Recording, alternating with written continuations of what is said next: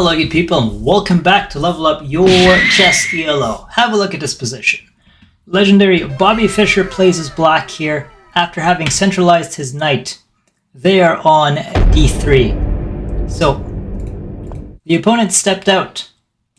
c2 attacking this twice.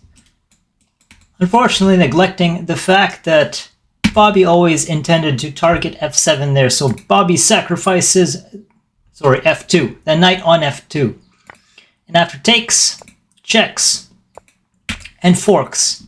The grandmasters of the time were looking at the fact that Bobby intends to, after having sacrificed a piece, attempt to at least get close to equal as possible by grabbing a stronger piece. But after the queen moved to d2, Bobby takes on the lesser piece. Or did he? Knight takes on g2, king takes, and the grandmasters of this time, analyzing the position in real time, saying that Bobby is going to lose this game. Because technically, if you look at it at first glance, it looks like he has run out of steam and burned all the bridges. Where's the initiative here? Now, unfortunately, that is not the case. Bobby had calculated all the possible lines, and in this tactical / strategic hyperdynamic game, Bobby is absolutely winning, but he needs to find or play the correct move to open up the files and diagonals, because the king is stuck by his lonesome there on that side of the board, and the major pieces and minor pieces are a little too far. Can you find that winning move in this game? We'll find out in the video. Let's boost that ELO. Let's get it. Round 1. Fight! So this game took place in New York, US of A, during the 1963-1964 US Championship. Now, just for the record and background info here, Bobby Fischer scored a perfect 11 out of 11 Flawless victory. possible games in this tournament, making him, at the time, America's walking, talking, breathing version of Stockfish, and he wasn't even world champion yet.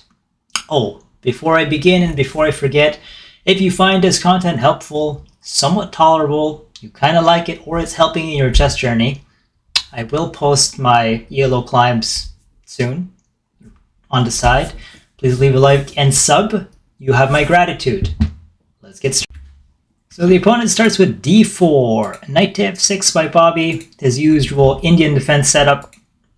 c4, g6, g3, and Bobby plays c6, posing to advance on d5, and he does with d5 push, takes and takes. He doesn't take with the knight because he wants this to develop, but also so that the knight doesn't get attacked, which would leave a very strong center for white. Takes, knight to c3, bishop to g7, e3, castle king, knight to g2, and knight to c6. Castle king, b6, double fianchetto, activating in the light squares. b3, and now we have bishop to a6, just slicing through, not contesting this closed diagonal at this time. Bishop to a3, a copycat move. Well, this is granite, so this is feasible. Rook to e8, unpinning the rook. Queen to d2. Now e5, striking at the center. Now this does attack the center, provides central tension, but unfortunately for Bobby, after takes, notice that this is kind of a lone pawn. So after knight takes, this is the center of attention because there's no pawn behind it. There's no two hanging pawns, there's one central hanging pawn. But then the opponent plays rook f to d1, and that's a slight mistake because it's the wrong rook. Mind you, had he played this move, rook a to d1, Bobby wouldn't be eyeing the f2 square after knight to d3, queen to c2, knight to e5. Bobby has his hands full actually, because this is now attacked and well attacked. But in the game, after knight takes, the opponent plays the wrong rook. which allows Bobby to plant the knight in a very beautiful square in d3. Look at the possible range of that ridiculous knight. So queen to c2, gotta get rid of that. But as you've seen in the intro, Bobby sacrifices the knight, which is the necessary move. That's one pawn for a knight. After king takes, look at that. This is weak. So you can't move to say f1 because you get forked. He moves back, and Bobby takes, knight takes on e3. And the engine is already saying that this is completely winning for black. In just 17 moves, the game is absolutely in favor of black, decisive. So queen to d2. And Bobby has an option here, and we already know what he's going to take, but should you take or take there, right? He takes the lesser piece. And the king takes. And this is the point in the intro where I said the grandmasters analyzing in real time, these are grandmasters, said that Bobby's run out of steam. What can you possibly do when you burn all your bridges? And do you guys want to take a gander? Take a guess? This is the concept of piece activity by opening files and diagonals. And of course, intermezzo threats as well, in between. If you guys want to solve it, the answer in 3, 2, and 1. Bobby plays the super simple but unprecedented d4. You're looking at it, you're like, aha! If this knight moves, of course, there's a fork. Let me demonstrate. That's a blunder. That's a terrible blunder and takes. But this move is multi-purpose. This is not one tactical move, by the way, if I can learn how to undraw this. It's not just one tactical move, it's a completely positional move that leads to game-ending tactics. Why is that? Because this push allows what? A sniper to come in. It's crazy how he conceives this idea with one simple move. So knight takes. But then you have bishop to b7. And suddenly, if you look at that first glance a while ago, it's as if Bobby has run out of steam, burns all the bridges. There is no continuation. But if you look at the board right now, all of white's pieces are in the queen side. There is nothing to defend the king. And Bobby eliminated the only piece that stood in that defense. King moves to f1, and Bobby plays queen to d7.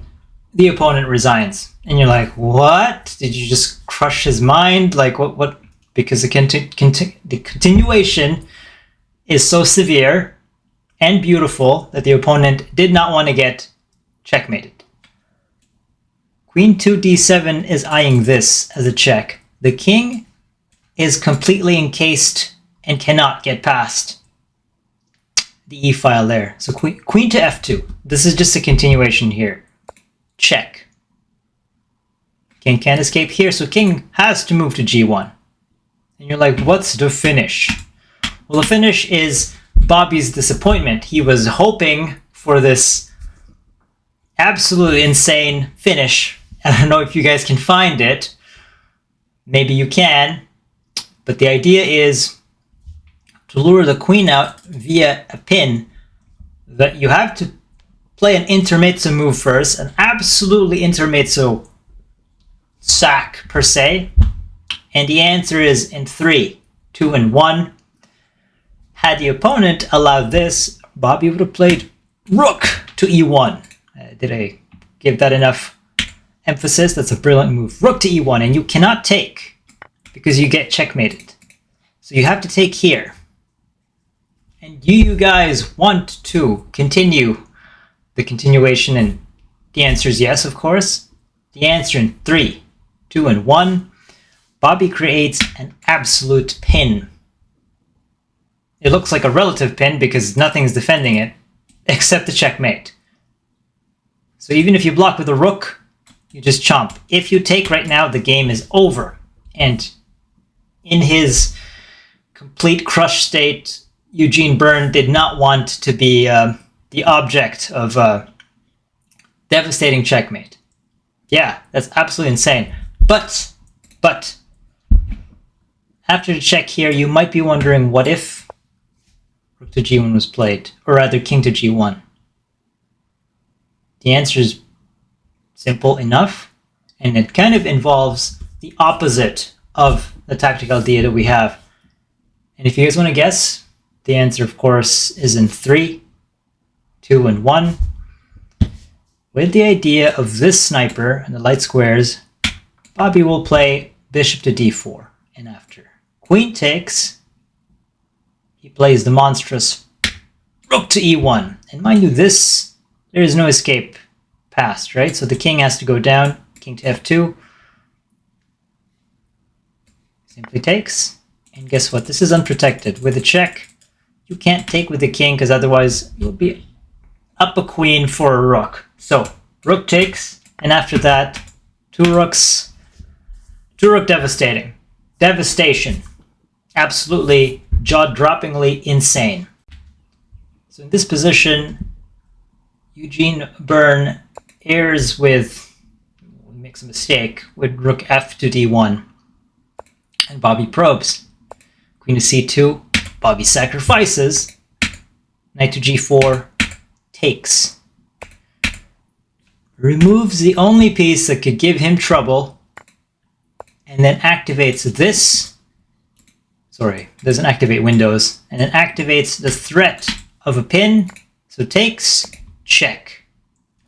I'm drawing all the caricatures of pieces stuck on the other side of the board. Let's just...